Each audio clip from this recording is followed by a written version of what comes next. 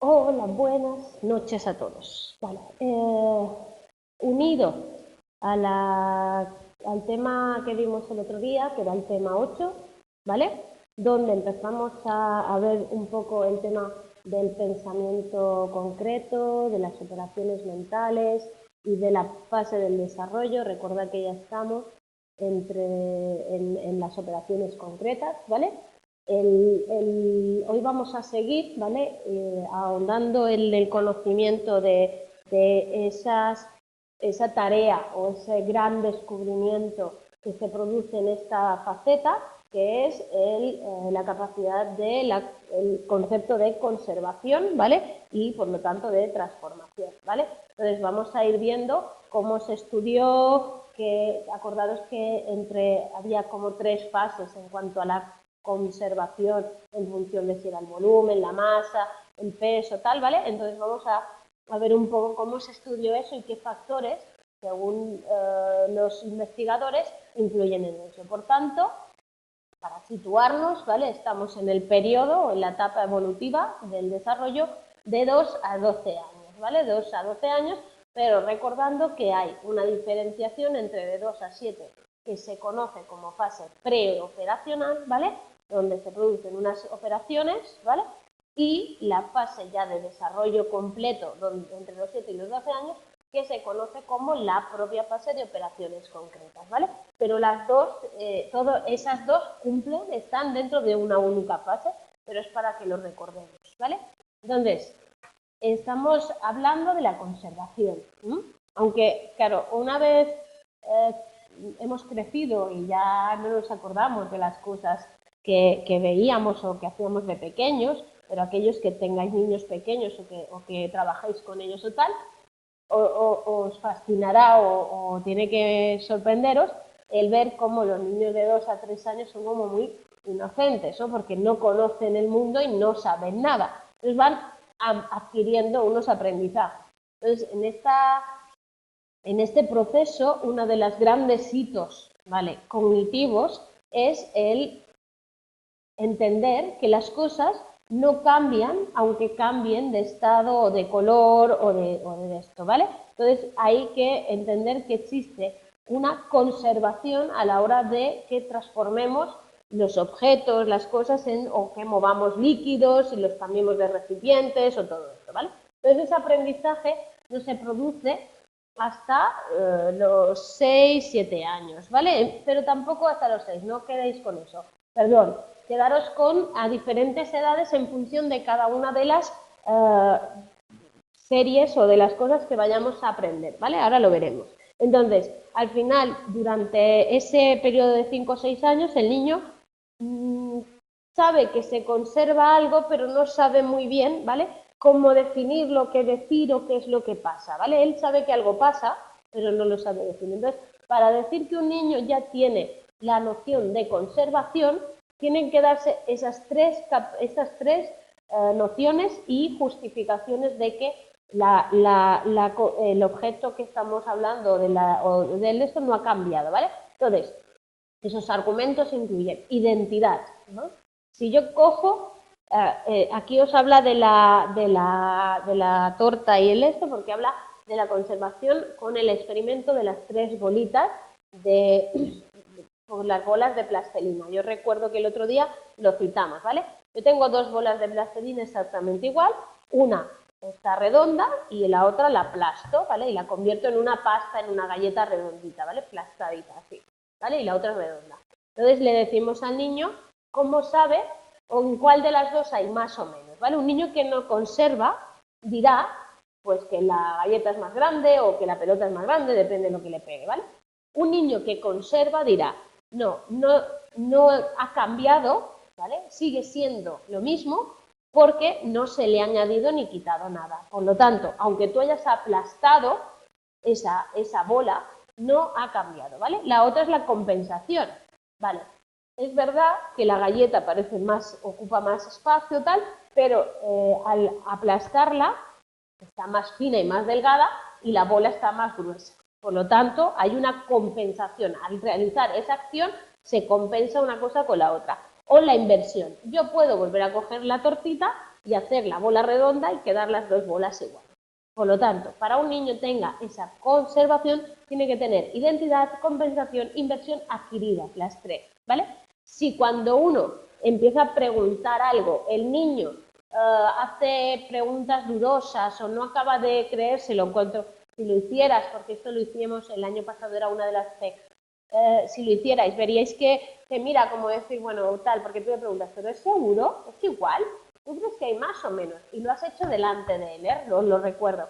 Entonces, el niño duda, bueno, sí, no le has puesto nada, pero claro, es más grande, tal, ¿vale? El niño no tiene la conservación todavía, estaríamos en esa etapa intermedia de la que hablábamos en la otra diapositiva. Entonces, recordad que no todos, ¿vale? Las nociones de conservación se producen al mismo tiempo, y era lo que os decía de la edad, ¿vale? Que antes casi meto la pata. Entonces estamos hablando de la conservación de la sustancia entre los 6 y los 7 años. Ahora veremos pruebas empíricas, bueno, los datos de una investigación que se hicieron para demostrar esto, ¿vale?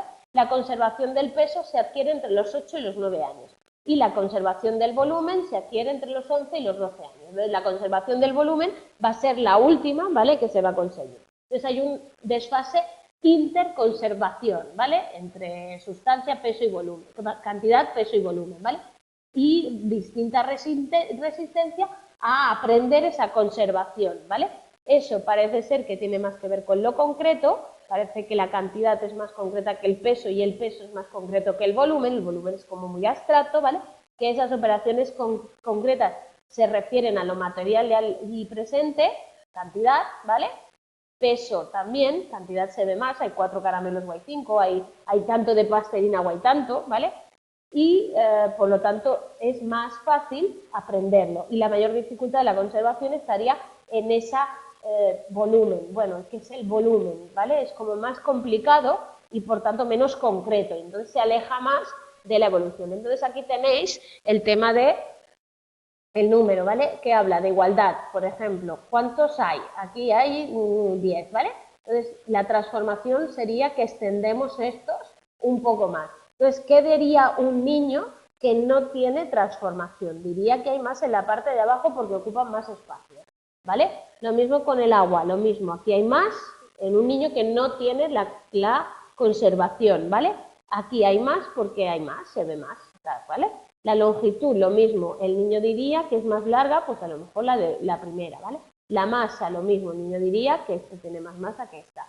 El peso, lo mismo. El niño diría que esta pesa más, esta pesa más que esta tiene más masa que esta, y en el caso del peso está al revés, ¿vale? Entonces, al final, estas nociones, aquí tenéis otro ejemplo, me parece que puse, no.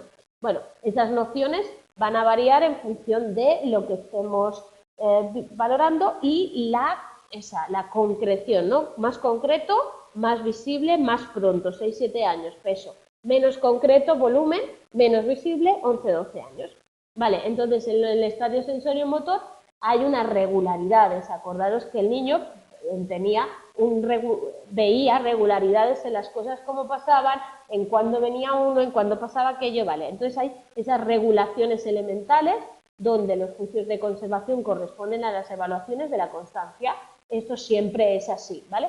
Luego hay unas regulaciones transformadas en operaciones que no se manifiestan, ¿vale? Tan solo mediante sus rendimientos, es decir, cómo sucede, pero no hay un proceso cognitivo de base tan alto, ¿vale? Entonces, ahí tenéis que el mejor criterio de la aparición de las operaciones en el nivel de las estructuras concretas, que es a partir de los 7 años, cuando ya empezamos en el nivel, en la segunda fase, ¿vale? Que es preoperacional, operaciones concretas, 7 años, ¿vale? Es esa capacidad de constitución de invariantes o idea de conservación, es decir, por mucho que yo modifique una parte de algo, queda algo igual, es invariante, se conserva. Y además hay una posibilidad de hacer lo que se llama, mirad, retorno empírico. Es decir, yo puedo con otra acción volver a colocar la cosa en su lugar o como estaba al principio, ¿vale? Eso es lo que ocurre cuando hablamos de la conservación de todos los experimentos que hemos puesto antes. Si yo cojo una bola y la aplasto, luego puedo volverla a convertir en bola, ¿vale? Era una de las de estos. Yo puedo volver a lo que tenía, ¿vale? Entonces, entre una acción no transformada o una operación reversible existe cierto número de intermediarios. Por ejemplo, imaginar el retorno, es decir, yo me imagino que se puede volver atrás y por tanto puedo decirte que eso volvería a ser igual, o puedo tener que hacer el retorno empírico y poder hacerlo, ¿vale? Entonces ese retorno empírico es la capacidad figurativa basada en la experiencia de que los estados pueden volver al punto de partida, ¿vale? Yo puedo imaginarme que puedo volver atrás y volver a colocar la cosa donde estaba. Unas veces conservan y otras no, dependiendo de lo llamativa que sea la transformación desde un punto de vista perceptivo, ¿vale? Si la transformación perceptiva es pequeña, dan muestras de conservación, y si es grande o llamativa, dan muestras de no conservadora, ¿vale? Esos son los ejercicios del refuerzo, del retorno empírico, ¿vale? Entonces no es fácil reconocer cómo los niños son capaces de entender la reversibilidad en sí misma, a no ser que lo hagamos a partir de los resultados, ¿vale? Es decir, la expresión de esa reversibilidad y su consecuencia. Si A, entonces B, pero entonces B vuelve a A, ¿vale? Entonces, si no somos capaces de hablar, de verlo, es difícil que el niño nos pueda hablar de esa reversibilidad. Entonces, en el preoperacional, acordaros, de 2 a 7 años, se concibe una transformación, pero no modifica todos los datos a la vez, ¿vale? Entonces, sí, ha habido un cambio, ¿vale? Pero yo no acepto que haya alguna conservación, mientras que en el nivel operacional, de 7 a 12, hay una acción que transforma, ¿vale? Esa bola, ese agua, ese tal, pero puede volver a ser igual, ¿vale? Puede volver a su existencia de invariantes, de que no varía. Y eso para un niño es difícil de aquí, claro, para nosotros es como muy casi difícil de comprender él, cómo no vas a entender que la plastilina puede volver a colocarse tal cual y que no pasa nada. Bueno, pues no, es la mente humana. Entonces, tenéis varios experimentos que se pueden hacer. Uno de ellos es la bolita de arcilla. Entonces, ahí es una cuestión de cantidad. Entonces, se transforma la bolita dichosa que podemos hablar de plastilina en la salchicha, en la galleta, o se le hacen pedacitos pequeños, ¿vale? Que son los 3 niveles que se hacen. Entonces, se le pregunta al niño dónde hay más, o si hay igual y por qué, ¿vale? Entonces, él tiene que decir, pues, si no hay conservación, normalmente el niño dice que la salchicha es más larga, que la tarta es más redonda o más grande, ¿vale? Y él cree que ahí no está la de esto, ¿vale? Pues entonces, lo mismo, peso, la misma transformación que para la sustancia, salchicha, pero se pregunta si pesa lo mismo o no, ¿vale? Entonces el niño puede decir que la bola es más pesada que la pasta, ¿vale? Que la aplanada. ¿Por qué? Porque él cree que eso, al ser más finito, ¿vale? Aunque sea más grande, es menos pesado que la bola concreta en sí, ¿vale? Entonces ahí se pregunta lo del peso. Luego tenéis el volumen. Lo del volumen es un poco extraño porque en el estudio de Piaget, que es una de las cosas que luego se ha rehecho, replicado, y se ha visto que tal vez lo del volumen aparezca un poquito más antes, el niño sea capaz de conservar un poquito antes, ¿vale? Es que él hizo la prueba cogiendo un recipiente de agua cilíndrico, ¿vale? Como veis ahí que os lo explica, y lo que hacía era llenarlo 3/4 partes y ponerle una bola dentro, ¿vale? Entonces, 3/4 partes, se pregunta si en un recipiente exactamente igual, el primero, la salchicha, etcétera, ocuparán tanto lugar como el agua, o sea, ¿vale? Entonces, si yo metiera algo, ocuparía más o menos lugar eso, ¿vale? Entonces, eso es una de las cosas que a Piaget se le criticó, ¿vale? Entonces, al final, esos 3 niveles sucesivos para cada uno de esos conceptos estudiados, cuando se modifica el objeto y no hay conservación, las respuestas intermedias y la conservación. Es decir, todos los niños en cada uno de esos peso, cantidad y volumen dan los 3, ¿vale? Hay esos 3 niveles, uno detrás de otro. Primero, no hay conservación. Segundo, sí, pero no acabo de estar seguro. Tercero, hay conservación, segurísimo. Entonces, los argumentos proporcionados por el niño en ese tercer nivel, ya los hemos visto, son los mismos. Primero, la reversibilidad simple. Si yo he hecho A puede volver a hacer, si B hay tanto como en A puede haber lo mismo que B, ¿vale? La reversibilidad más sutil basada en la compensación, el objeto B es más largo pero el otro es más corto, y la identidad, ¿no? no cambia porque es la misma que hemos puesto antes y por tanto no hay más. Por lo tanto, ahí tenéis los 3 argumentos que se van a dar en los niños cuando tengan el funcionamiento operacional y hayan alcanzado la conservación, ¿vale? Eso es válido de conservación a partir del momento en que se descubren todos esos argumentos, no solo uno, ¿vale? Entonces, un niño que tiene 2, 1, 2 no vale, tienen que tener todos, ¿vale? Mientras que los niños del nivel preoperacional pueden decir que es la misma pasta, pero no les cuadra mucho porque esta es más fina y más grande, ¿vale? Pero es la misma, ellos te lo pueden decir, la identidad existe, pero no están esos argumentos, mientras que los 3 argumentos son solidarios y conducen a la constitución de una estructura operativa de conjunto, es decir, tienen que darse a la vez y van a ser los que nos van a indicar que existe realmente esa conservación y esa forma de invariante, ¿vale? Entonces ahí tenéis los porcentajes, de sujetos que entendieron la conservación. Y tenéis, veis que a partir de los 5 años se empezó el estudio, ¿vale? O había niños de 5 años, entonces veis cómo no conservación el 84, 80 y esto disminuye, ¿vale? Y en conservación va en aumento, ¿vale? Entonces pasan mayoritariamente de aquí a aquí y en el centro hay poquitos, ¿vale? Que estén en ese intermedio, pero bueno, los hay. Lo mismo pasa con el peso. No conservación aquí tiene que ir disminuyendo y parece que es en los 11 años cuando en este estudio, ¿vale? Se consiguió. Y lo del volumen, vamos a lo mismo, tal, ¿vale? Y entonces el 82% en 11 años, recordad que era 11-12 años, que aquí nos faltaría quizás un paso más para que esto disminuyera, ¿vale? Y quedara un poco más como 0,496, ¿vale? Pero esas son las edades del DESTE. Entonces, esos resultados obtenidos por Ginebrand y Seingel, ¿vale? Demuestra la existencia de un intervalo entre la adquisición de estos, ¿vale? Entonces se hicieron otros estudios con norteamericanos e ingleses, ¿vale? Entonces estos son los de estos, ¿vale? Entonces se hizo con la sustancia, el peso y el volumen, ¿vale? Y ahí tenéis la idea de conservación, aquí aumenta, 92, 78 y 25, ¿vale? Aquí hay una cosa. Vale, entonces, ¿qué pasó? Se ha parado. Vale. Entonces, Sinclair insiste el hecho de que entre el 70 y el 75% de los sujetos presentan una neta falta de correspondencia entre la conservación del peso y la sustancia y que a los 11 años la mayor parte de los sujetos no existe conservación del volumen, ¿vale? Que es esa fase de 11 a 12 cuando se tiene. Entonces, ese resultado se explica porque hay una diferencia técnica, ¿vale?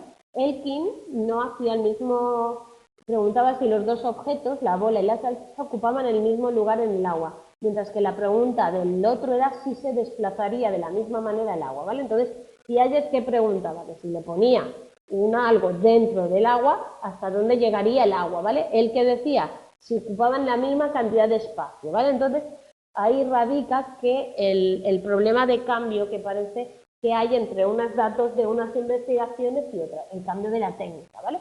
Lovell y O'Hilben hablan, por otra parte, obtuvieron los siguientes resultados ¿vale? Entonces hablaron de 4 clases de escuelas de primaria, ¿vale? Entonces hablaron que entre los 7 y los 11 años, ¿vale? 7, 8, 12 o 13, vamos a tener aquí 600 sujetos, 632, 664, y diga 7, 8 años, una conservación intermedia y conservación. 3, 4 y aquí llegamos a toda la conservación, ¿vale? Y aquí el peso, ¿vale? Que ya era lo que nos decía. Entonces ellos hablan de los sujetos canadienses y de cómo la adquisición de eso es mucho más cercana al tiempo, ¿vale? Que sobre todo en lo que respecta al peso y al volumen, ¿vale? Con diferentes técnicas utilizadas. Recordad que cuando se rehace un experimento, a veces lo que se busca es comprobar si la técnica ha influido, ¿vale? En la capacidad de que los niños resuelvan o no esa tarea. Que a veces cuando se transforma esa técnica o en esa técnica se aplica o en ese concepto se aplica una técnica que sea algo más simple o más fácil, porque conceptualmente sea más simple pero requiera los mismos mecanismos cognitivos de base, pues hace que los niños puedan manejar mejor esa información y por tanto puedan dar resultados antes de lo que se espera por la fase evolutiva, ¿vale? Entonces, el trasvase de líquidos es el tema de pasar de un recipiente a otro y tener 3 recipientes que yo os he puesto por ahí, ¿vale? Entonces, al final teníamos que ver si el líquido cambia o no cambia y dónde hay más líquido, ¿no? Entonces, se presentan 2 vasos cilíndricos de igual tamaño, 1 o 2, y se le pide al niño que ponga el de A1 a 2, ¿vale? Y que vaya mezclándolos tal, y después de esto se presenta un vaso más estrecho y más alto, ¿vale? En el cual el niño tiene que decir si tiene la misma cantidad de agua, ¿no? Entonces el juego a B primero, luego del B pasa al C, entonces el niño tiene que decir dónde hay más o menos agua, ¿vale? Entonces un niño que no tiene la conservación adquirida, ¿vale? Diría que hay más en C, ¿vale? Mientras que un niño, ¿vale? Esta tendría que ser más estrechita y más larga, ¿vale? Para que cumpla la función de que el agua se pase y quede tal, ¿vale? Porque si es más ancha igual quedaría un poco más baja, ¿vale? Pero es más estrecha y tal. Imaginaroslo, ¿vale?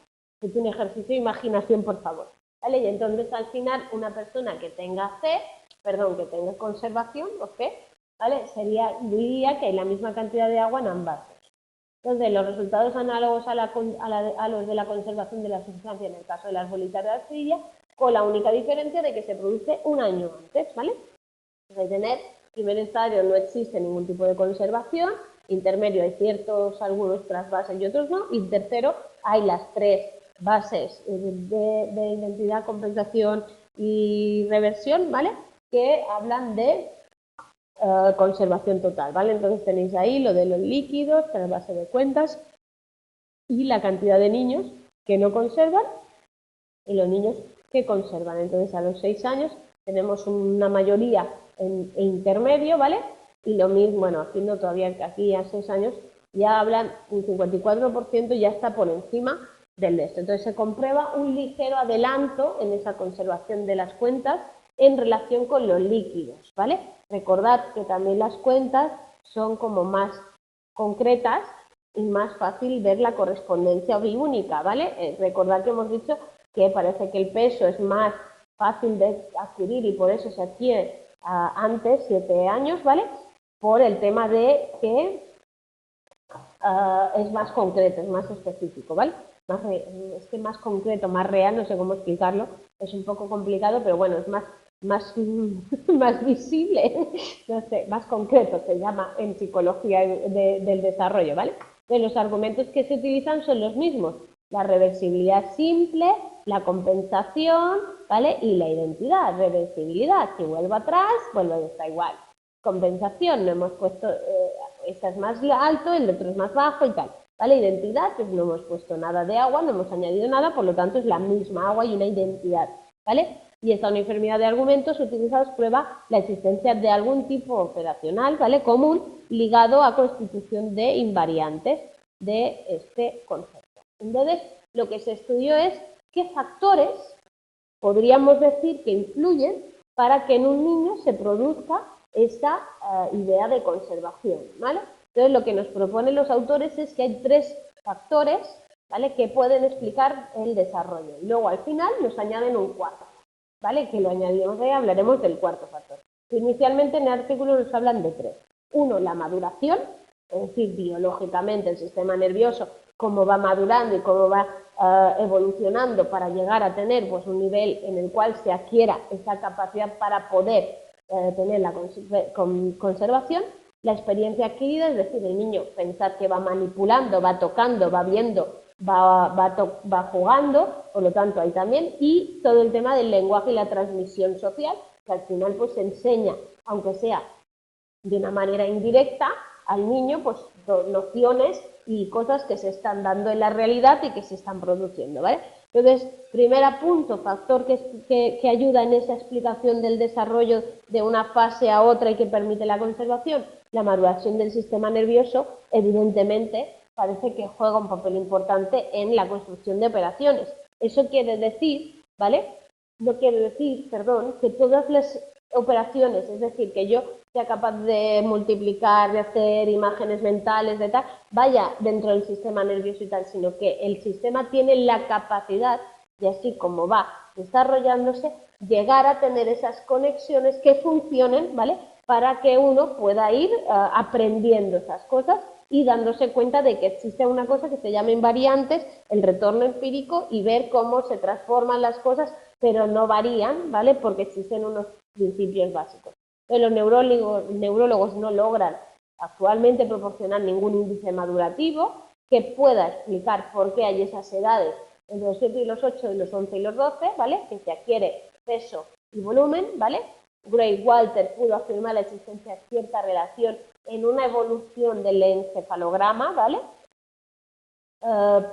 Y la de las estructuras en relación global, pero el cerebro no solo contiene conexiones hereditarias, sino que también van considerablemente, haciéndose nuevas a partir de la maduración y del crecimiento, ¿no? Vosotros recordáis que hablábamos de que nosotros nacemos con una mente que no tiene muchas conexiones nerviosas, ¿vale? Pero tiene una capacidad muy grande de establecerlas y por tanto todas esas conexiones se van haciendo a partir de, bueno, que el propio sistema madura, ¿vale? Pero también que el propio sistema aprenda. Por lo tanto, esto es algo que hoy en día tenemos clarísimo, que se llama plasticidad neuronal, ¿no? Es decir, que alguien puede ir a través de la experiencia, ir creando o hacer que se van creando en su mente, pues, diferentes redes neuronales que dan respuesta a diferentes conceptos que tiene que aprender, ¿vale? Entonces, la experiencia adquirida juega un papel considerable en formar esas operaciones, en ser capaz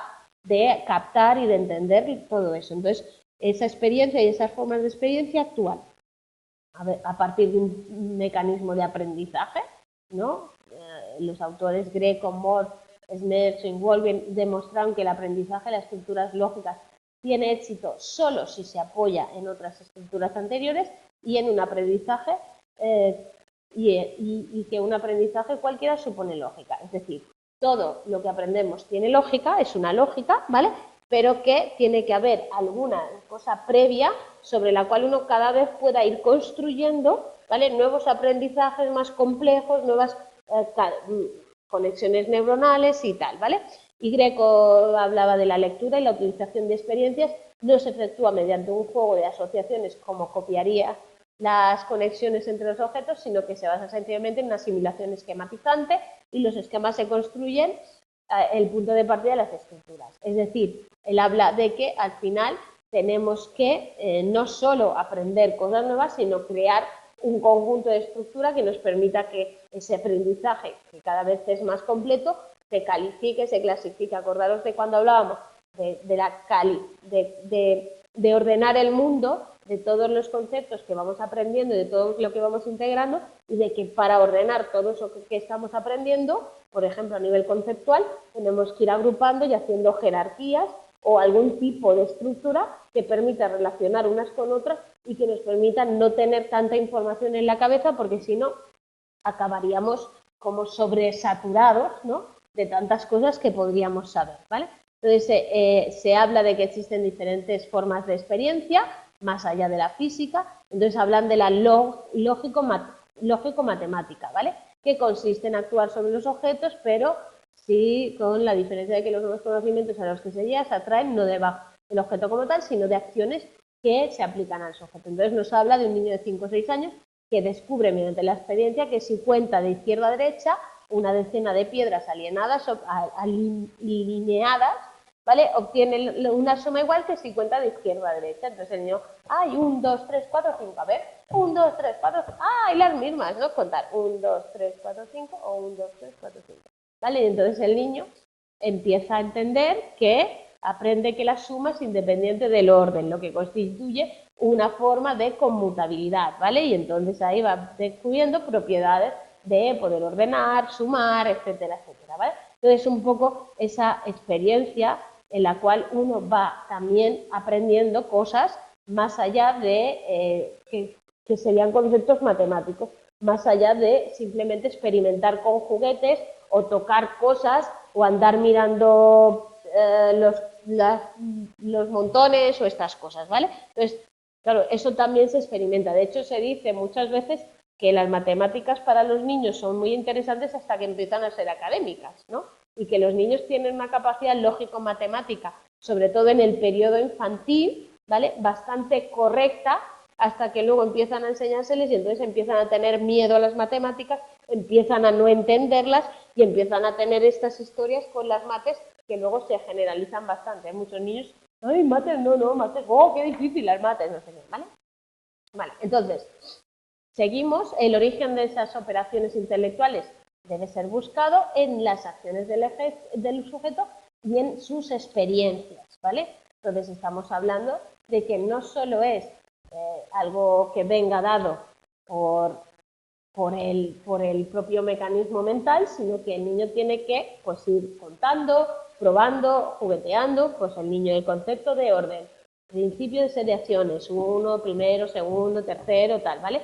Pues que el niño va haciendo órdenes, ¿no? Entonces, ¿a qué jugamos con los niños? Así como tal. Vamos a colocar los cochecitos, venga, el más pequeño y el más grande, ¿vale? Vamos haciendo órdenes. Venga, de colores, dame los colores, venga, sí, los colores, tal, ¿vale? Entonces el niño va aprendiendo porque va teniendo esas experiencias de colocar, ordenar, seriar, etcétera, ¿vale? Entonces se deduce de ello que en casos en los que el sujeto descubre un orden ya establecido en un conjunto, tiene que tocarlos uno a uno, mirarlos sucesivamente para darse cuenta de ello, es decir, utiliza el orden de sus acciones de exploración para también establecer el orden, ¿vale? No, primero esto los niños pequeñajos ya lo vas viendo, empiezan con, déjame uno no, este, ¿no? El que toca ahora es este, no toca el que tú digas, ¿vale? Entonces ellos también establecen como una especie de orden, ¿no? Entonces estamos hablando del orden seriación más la seriación de comprobación de la seriación o algo así, ¿vale?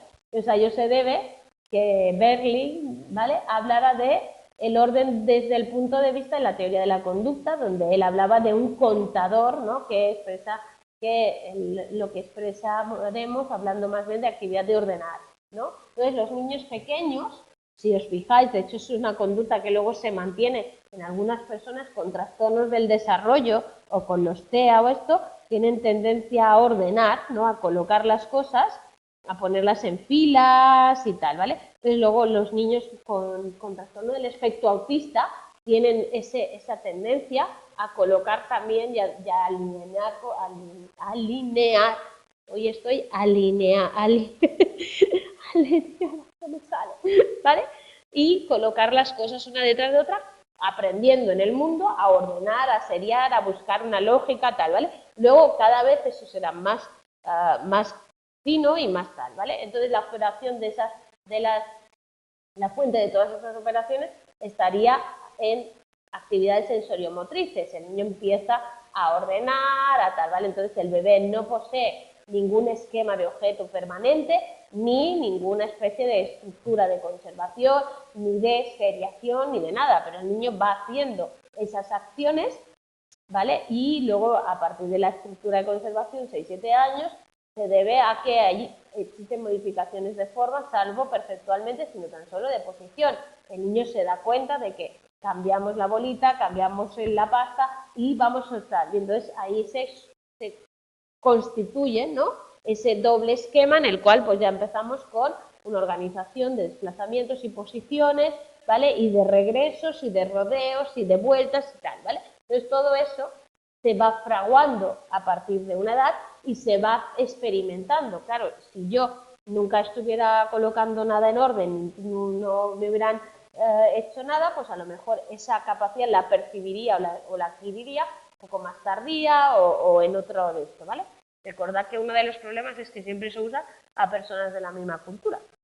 Vale, por último, el tercer factor del que hablábamos, hemos dicho el primero el biológico, el segundo el de la experiencia, ¿vale? Ahora no me salía, me quedo en blanco. Y el tercero, el lenguaje, ¿vale? Claro, el lenguaje y todo el tema de la transmisión social, la acción de los factores sociales y sobre todo el lenguaje es un factor que explica el desarrollo, ¿vale? ¿Qué pasa con el tema de los sordomudos, por ejemplo? ¿Vale? Que podemos observar que se producen esas operaciones, ¿vale? Esa capacidad de clasificación, de seriación, ¿vale? Pero es más lenta, por lo tanto, deducimos o podemos deducir que algo tiene que ver el tema del lenguaje, ya que los sordomudos tienen esa dificultad, y la transmisión entre personas, ya que es más difícil pues, establecer según qué comunicaciones de según qué hechos con niños, ¿vale? Hasta que ellos manejen bien pues aquellos lenguajes que utilicen, ¿vale? Entonces, hay unas dificultades que constituyen pruebas de que las operaciones no se transmiten desde el exterior con la única actividad educativa y no se comprueba la existencia de una correlación clara entre el trastorno del lenguaje y el desarrollo. En algunos casos podemos observar que estas últimas presentan un nete adelanto, relación entre el nivel lingüístico y otros casos como ocurre al contrario, ¿vale? Por lo tanto, podemos decir que hay un desarrollo más lento, pero tampoco podemos decir que todo el desarrollo sea el lenguaje. ¿Por qué? Porque al final se produce ese desarrollo, ¿vale? Entonces, tampoco podemos decir que un niño sordomudo, por efecto de la no adquisición del lenguaje, o una adquisición más tardía, que también aprender a veces, ¿vale?, pueda ser exactamente lo que influye. Pero la influencia en el nivel de desarrollo, a lo mejor en la velocidad del desarrollo, influye el lenguaje, ¿vale? Luego, para que el sujeto pueda comprender una estructura lógica expresada por el lenguaje, necesita, ¿vale?, la asimilación que supone lo esencial de esa estructura. Si esta condición no se cumple, el sujeto no asimila, ¿vale? Esto quiere decir que muestra la desconexión de la estructura operación con la coordinación de las acciones en mayor grado que con su verbalización. ¿Qué pasa? Que al final, si nosotros tenemos el lenguaje, recordad que el lenguaje, cuando uno lo interioriza, es como una guía, ¿no?, que puede establecer y decir por qué se cumple una cosa, por qué no se cumple, y nos vamos hablando y nos vamos dando explicaciones y nos vamos dando teorías y nos vamos diciendo las cosas. Por lo tanto, llamativo observar que hasta que no se produce la proposición, ¿vale?, ese desarrollo operacional supera la expresión verbal, ¿vale?, hasta que luego llegamos a ese nivel de operaciones concretas. Entonces, para la elaboración de esas estructuras se requiere también el intercambio social, aunque en mayor grado en forma de cooperación, donde unos y otros nos transmitimos información y nos pasamos conocimiento. Vale, y yo os he dicho que en el texto habla de 3 factores, pero luego de repente os pone cuarto factor, ¿vale? Y entonces este cuarto factor es el equilibrio o la autorrealización, ¿vale? Recordad que nosotros hablamos de la equilibración, estamos hablando de Piaget y Inneler, y estamos hablando de que el ser humano busca la equilibración y que se dan 2 procesos, ¿no? Cuando algo se desequilibra, hay un periodo de asimilación de ese hecho que desequilibra, hay un cambio de esquemas y un proceso de adaptación para volver al equilibrio, ¿vale? Entonces, al final, ese cuarto factor va a necesitar, para tener la conservación, además de la maduración mental, además del lenguaje y la influencia social, y además de experimentación, tiene que producirse, ¿vale?, esos procesos de equilibración o autorregulación en el cual uno retoma, ¿vale?, o reubica sus esquemas a lo que está pasando. Entonces, las operaciones son extraídas de esas acciones, de las acciones y de sus coordinaciones, ¿vale?, pero no están preformadas o plenamente desarrolladas de antemano.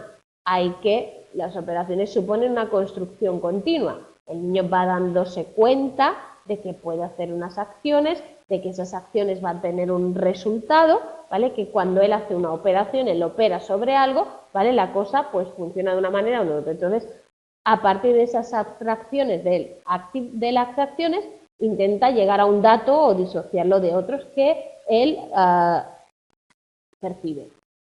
Dato. Abstracción a partir de los objetos es una abstracción reflexiva, ¿vale? En términos de proyección, para llegar a una conexión contenida inconscientemente en una acción, hay que proyectarla en un nuevo plano, es decir, hay que verla más allá de lo que estamos haciendo y hacer una representación o de toma de conciencia para reflexionar sobre lo que estamos viendo, ¿no?, y proyectar un poco la idea o reflejarla en un sentido físico, es decir, hacerla, ver qué pasa, bueno, pero esto es igual o no es igual, voy a hacerlo tal. Y la construcción en el cual uno amplía y enriquece y construye una estructura de acción. Por ejemplo, lo constituye la dificultad de los niños pequeños para representar el trayecto de casa a la escuela o de la escuela a casa, ¿vale? Algo, es decir, yo tengo que darme cuenta de lo que estoy haciendo y construir, ¿vale?, eso que estoy haciendo en mi propia mente, porque claro, si yo no me fijo, no me doy cuenta, no percibo, pues al final yo puedo saber o ir por 1000 veces por un camino y no saber cuál es, ¿vale? A pesar de que yo lo he ido y lo he hecho todos los días. Es la reconstrucción de un grupo práctico de desplazamiento en un grupo representativo. Una cosa es que yo lo haga y otra cosa es que yo lo incorpore en mi mente, ¿vale? Entonces, cuando estamos hablando de esto, estamos hablando de eso, de la capacidad de crear en la mente ciertos conceptos y ciertas cosas. Si yo soy capaz de coger una plastilina y voy a apuntarle y decir que hay mucha y todo este rollo, pero tengo que luego ser capaz de extraer las conclusiones, ¿vale? Entonces, esas abstracciones reflexivas, ¿vale? Construcciones no tienen una meta especulativa, ¿vale? Es erróneo interpretar que el desarrollo de las operaciones en forma intelectualista, sino que es cómo actuamos sobre el mundo y cómo solo al efectuarse esa actuación sobre el mundo, yo veo que el mundo se cambia o pierde el equilibrio que tenía y por tanto yo tengo que tener la solución operacional consiste en reaccionar restableciendo ese equilibrio. Es decir, vale, o sea, resulta que yo voy viendo o experimentando situaciones cada vez más finas y más delicadas, ¿vale? En cuanto a la seriación, la categorización, la lógico-matemática, los números, ¿vale? Y la cantidad, el peso, el volumen y tal, ¿vale? Y eso hace que yo vuelva a tener que construir, ¿vale? O reubicar mi desequilibrio para volver a comprender o comprender las cosas bien. Entonces, ahí tenéis cuando Wallon habla, insiste en el papel de la crisis y en el desarrollo, ¿no? Que sería un poco ese de, voy por aquí, entro en crisis, tengo que hacer algo y doy un paso, ¿no? Entonces, él habla de superar, de ir más allá, de ir formando y ir creando, ¿vale? Esos desequilibrios y equilibración, que es un poco la idea que nos transmitía el Piaget con el tema de asimilación, adaptación, para retomar el equilibrio entre lo que está pasando, lo que yo percibo y cómo yo lo gestiono, ¿vale? Entonces ahí tenéis que en el campo de las operaciones intelectuales esa idea de equilibrio es especialmente aclaratoria, ya que habla de el equilibrio de la inteligencia no es un retraso, no es algo inmóvil, sino que es un equilibrio móvil que va incorporando esas perturbaciones exteriores que se van dando, transformaciones, cambios, vueltas atrás, tal, y que va intentando, pues, incorporarlas dentro de su inteligencia para comprenderlas y adaptarse a esos cambios que él va viendo y que cada vez se da más cuenta de esos, ¿vale? Que hemos dicho antes que uno podía ir por una calle, por un camino 1000 veces sin no darse cuenta del camino, hasta el momento en que uno crea la representación mental y se da cuenta del camino y ya sabe cuál es el camino, ¿vale? Pues lo mismo. Entonces se habla de una doble consecuencia de esa equilibración, uno, que conduce a esa reversibilidad, a ser capaz de que es la propiedad fundamental de las estructuras operacionales, y a las operaciones concebidas de esta manera que constituyen las formas superiores de regulaciones presentes en toda esta etapa, ¿vale? Es decir, ya empiezan a alcanzar esa reversibilidad total y ya empiezan a alcanzar un nivel de comprensión de según qué facetas o cosas de la realidad, más allá, ¿vale?, de lo que comprendía en otros estadios o cuando no se había dado el paso de llegar a la conservación de la materia, ¿vale? Espero que lo estéis entendiendo, como no tengo a nadie aquí. Entonces, todo la traducción del desarrollo de operaciones en términos de equilibración presenta interés no solo funcionalista, se trata de introducción a una interpretación de los puntos de vista neurológico y mecanofisiológico, iba a decir metacognitivo, que estoy yo dada a la teoría de la cognición, ¿vale? Entonces tenéis ahí dos estudios, Ashby, ¿vale? Por ejemplo, habla de que el cerebro, la concepción del cerebro basada en el modelo de la homeostasis o homeostato, ¿vale?, donde supone estructuras operacionales, combina con un juego de probabilidades de conexión, pese a estos modelos iniciales, no posee aún niveles de equilibrios. Cuando no se halla la solución, la máquina vuelve a empezar de cero, ¿vale? ¿Qué quiere decir todo esto? Que lo que supone es que hay en nuestro cerebro unas conexiones, ¿vale?, y que el cerebro va creando esas conexiones para equilibrar o crear el nivel óptimo, ¿vale? Para dar respuesta a esas estructuras, para esas operaciones que se van viniendo, que vienen, ¿vale? O sea, vamos equilibrando. Y luego Parper habla del matemático, un modelo más cercano a datos evolutivos, el genetrón, ¿vale? En este la equilibración se efectúa por etapas. Primero hay que acertar un punto de equilibrio en el nivel para que las combinaciones operaciones nuevas, nivel +1, más equilibrio, ¿vale? Y ir así elaborando, creando las estructuras de base para poder ir dando respuesta a esas nuevas operaciones o esas nuevas realidades que uno percibe en el mundo y que tiene que ir incorporando mentalmente para dar respuesta, ¿vale? Entonces, espero que haya quedado un poquito claro. Estamos hablando de un proceso en el cual un niño, a partir de manejar cosas con las manos, pasa a ser capaz de manejarlas mentalmente.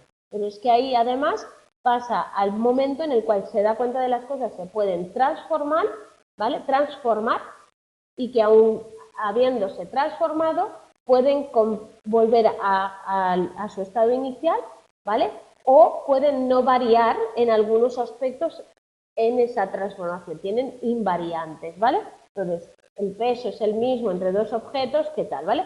Y luego os habla un poco de toda esa teoría que habla de qué factores influyen en que se produzcan esos cambios y la investigación que hay, tanto a nivel de factores lenguaje e influencia social, biológica, ya a estas horas estoy muy cansada, y la experiencia, ¿vale? Y por último, ese momento de equilibración, autorregulación, ¿vale? En el cual pues se van produciendo esos cambios en la percepción del mundo y la necesidad de asimilar y cambiar, ¿vale? Esos procesos mentales para poder incorporar pues, lo que está pasando y lo que se está haciendo, ¿vale? Entonces, ya os dejo, buenas noches a todos, espero que lo hayáis entendido. Si tenéis alguna duda, alguna pregunta, me lo transmitís, ¿vale? Y nos vemos la semana que viene. ¡Feliz semana!